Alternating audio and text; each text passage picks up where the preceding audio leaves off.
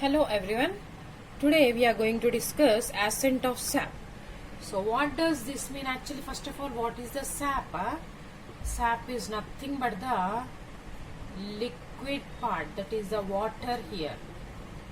Yes, ascent of sap means so the movement, upward movement of the water. Yes, upward movement of the water, we call it as ascent of sap. So here that means process of translocation of water and minerals. So from the soil the roots will absorb water as well as the minerals from the root tip, right? So that water as well as the minerals, so from the root tip they are translocated to the stem of plant or the upper regions of the plant. We call it as ascent of sap. So once water is absorbed by the root hairs, already we discussed root hairs will absorb the water. They are translocated to the various parts of the plant, root, fruit. Plants is very simple, that is by diffusion or osmosis. But in the taller plants, yes, in the taller plants, that means the tall trees, the absorbing roots and the receiving stem regions, between these root and the stem there is a longer distance.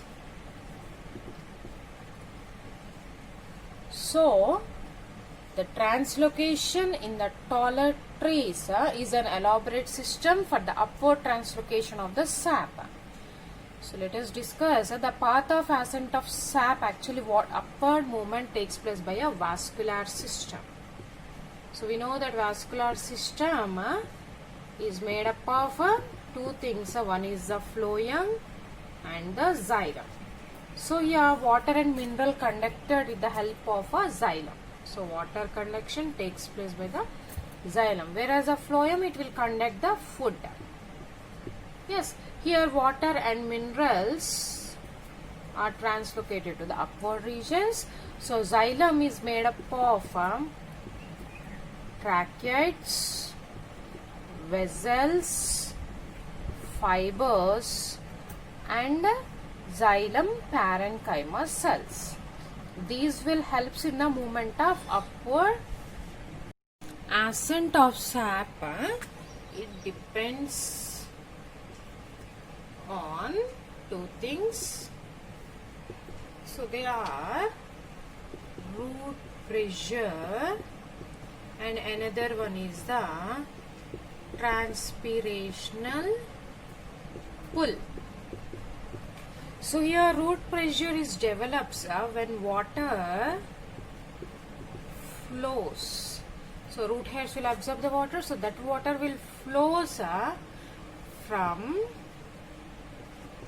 root cortex to reach the xylem and the other cells, right? So here it will generate a pressure, that is a push of xylem sap. Yes, so this is root pressure. So normally this takes place in the herbaceous plants.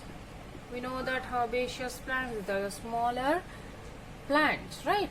So this root pressure is measured by manometer. So the term root pressure was first coined by Stephen Hales.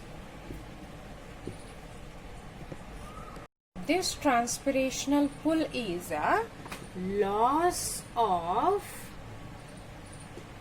water vapor from leaf by a diffusion is transpiration. Right, from the leaf stomata are present. From the stomata, from the Stomata water will be loosed in the form of water vapor. How it takes place? So the leaf become dry from the outer side. So due to the air, so it will become dry.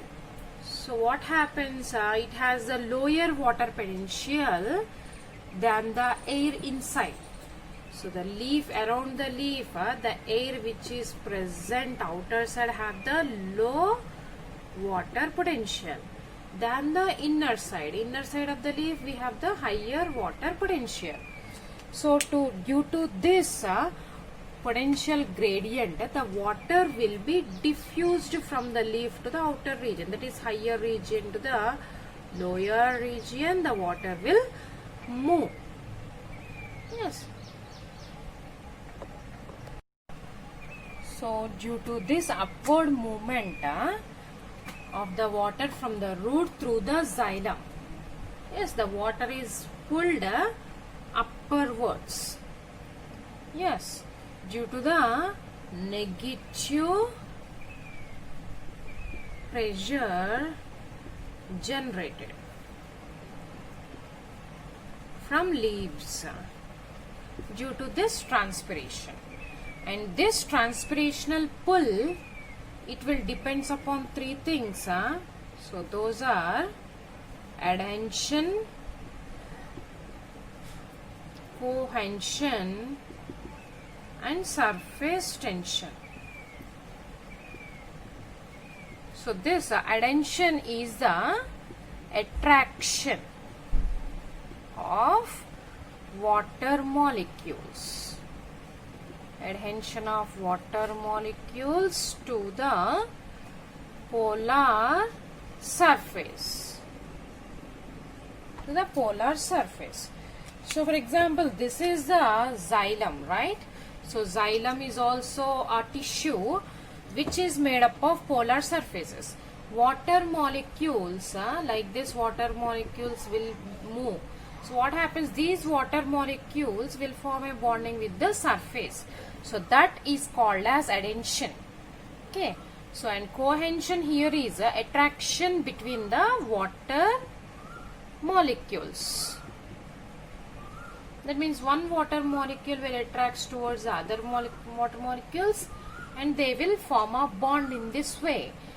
So wall to the wall, the water molecules will bind, and to one water molecule to the other water molecule, they will mutually attract towards that. So cohesion and adhesion takes place and they will move towards the upperwards in this direction.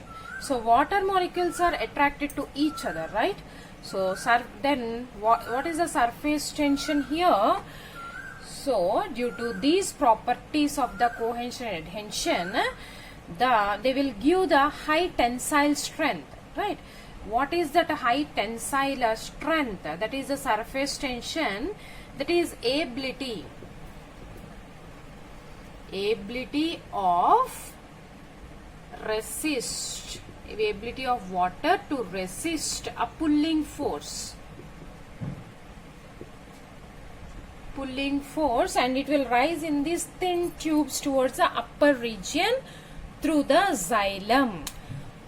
This is the surface. A large quantity of the water is absorbed from the soil and also minerals. So these are translocated from the root to the stem, leaves, flowers and fruits. Okay. But only from this large amount of the water, large quantity of the water, less than 5% of the water is absorbed, which is used in the metabolic process. Metabolic process, only 5% is used. Remaining 95% water is released into the atmosphere by a process called as transpiration. Transpiration is nothing but a loss of water in the form of vapor from the aerial portions, right? From the aerial portions here means leaves of the living plant is called as transpiration. On the plant part, which is participating in the transpiration, these are of three types. One is the stomatal transpiration. We know that stomata are present in the epidermis of the leaf, right? So on the leaf, this is the upper epidermis, and below that lower epidermis is present. So on the upper as well as on the lower epidermis, stomata are present, but in the dicots, at the lower region, lower epidermis, large number of the stomata are present.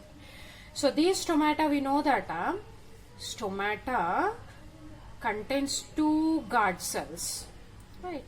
So two guard cells and surrounded by normal epidermal cells, so we call them as a subsidiary cells.